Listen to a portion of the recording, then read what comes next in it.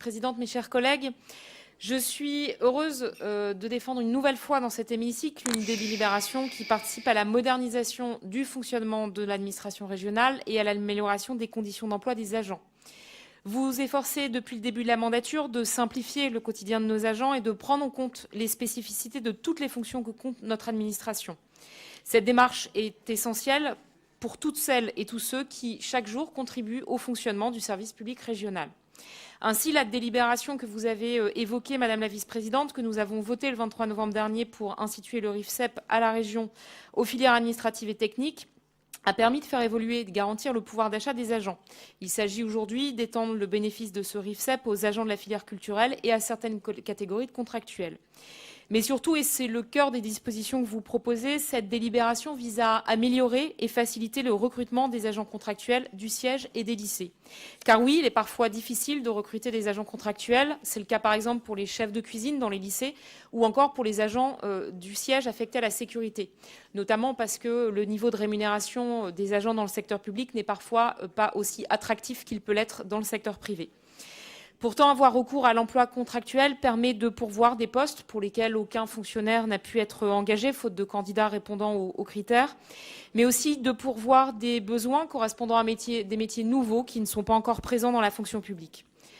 Concrètement, pour les agents contractuels du siège, l'effet du parcours professionnel, carrière et rémunération sera désormais pris en compte sur leur rémunération.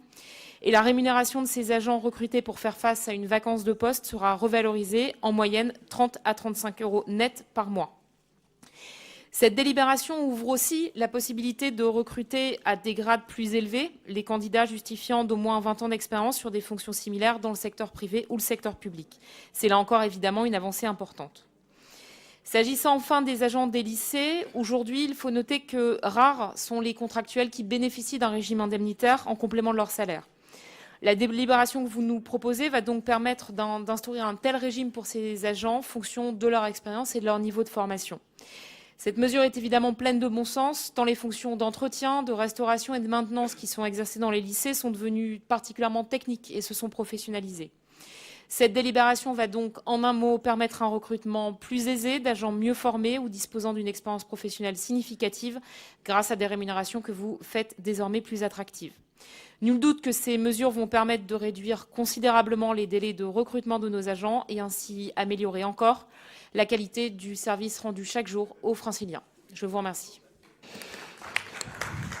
Merci beaucoup à Déborah Pavlik, et si elle m'autorise, puisque c'est là dans l'hémicycle sa dernière intervention, puisqu'elle va quitter l'hémicycle régional dans quelques jours pour embrasser un engagement pour lequel je lui souhaite longue vie et bon vent.